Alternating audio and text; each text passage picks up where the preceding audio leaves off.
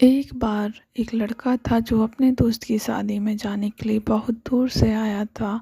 लड़का शादी में इसलिए गया क्योंकि यह उसके खास दोस्त की शादी थी और उसने अपने दोस्त की शादी में आने के लिए वादा भी किया था। उसका दोस्त चाहता था कि लड़का उसकी शादी में आए, इसलिए उसने उसे अपने घर बुलाया। उसने बहुत सारे दोस्त बनाए और शादी में खूब मौज मस्ती की। लड़का शादी के दौरान एक ही जगह पर रहा और अपने दोस्त के परिवार के कई लोगों से दोस्ती की। उसकी मुलाकात एक लड़की से हुई जो उसके दोस्त के रिश्तेदार की दोस्त थी। 3 दिन की शादी के दौरान उन्होंने खूब बातें की क्योंकि उन दोनों के पास खाली समय था।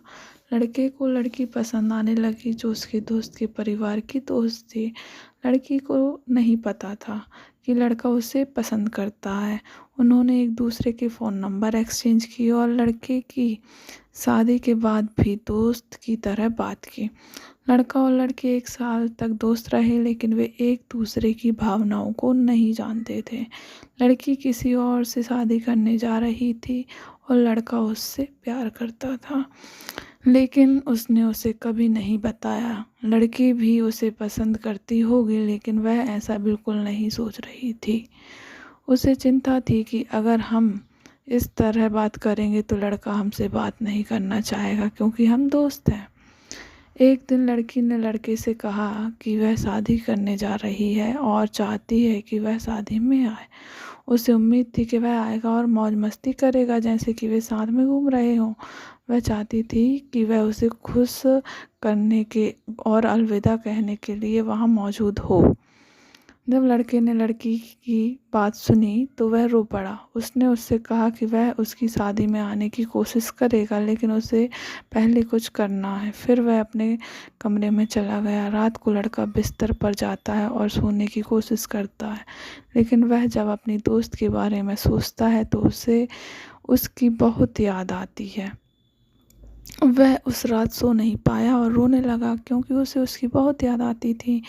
लड़की अब अपनी होने वाली शादी को लेकर उत्साहित थी क्योंकि उसे नहीं पता था कि जिस लड़के से वह शादी कर रही है उसकी पहले से ही पत्नी है। वह शादी से पहले अपनी दोस्त को अपने घर पर आमंत्रित करने का इंतज़ार कर रही थी ताकि वे अपने नए घर जाने से पहले साथ में मौज मस्ती कर सकें। जैसे जैसे शादी का दिन नज़दीक आता गया, लड़का और लड़की पहले की तरह बात नहीं कर पा रहे थे। लड़की शादी की योजना बनाने और अपने मंगेतर से बात करने में व्यस्त थी, जबकि लड़का अपनी खुद की तैयारियों में व्यस्त था। उनकी बातचीत कम होती गई क्योंकि वे अपनी आने वाली शादी पर ध्यान केंद्रित कर रहे थे। लड़का बहुत दुखी और दर्द में था क्योंकि उसने वफादार न होकर अपने दोस्त या प्रियजन को चोट पहुंचाई थी। वह इस वजह से लड़की से बात नहीं करना चाहता था। लड़के की जल्द ही शादी होने वाली थी और वह नहीं चाहता था कि लड़की को पता चले क्योंकि वह परेशान हो जाएगी। शादी से कुछ दिन पहले लड़की ने लड़के को फ़ोन किया और पूछा कि वह कब आएगा। लड़का उसी दिन आने के लिए सहमत हो गया।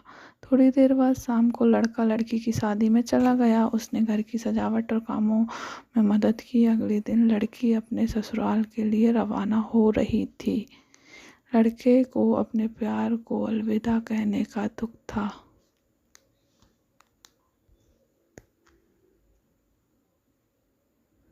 लेकिन लड़की उतना नहीं रोई जितनी वह विदा होते समय रोई थी। लड़के का दोस्त उससे ज़्यादा रोया क्योंकि वह लड़की से बहुत प्यार करता था, लेकिन उसने कभी उसे नहीं बताया कि वह कैसा महसूस करता है। वे कभी नहीं मिले क्योंकि वे एक दूसरे से बहुत दूर थे। लड़के ने सही समय आने तक लड़की को यह बताने के बारे में नहीं सोचा कि वह उससे प्यार करता है।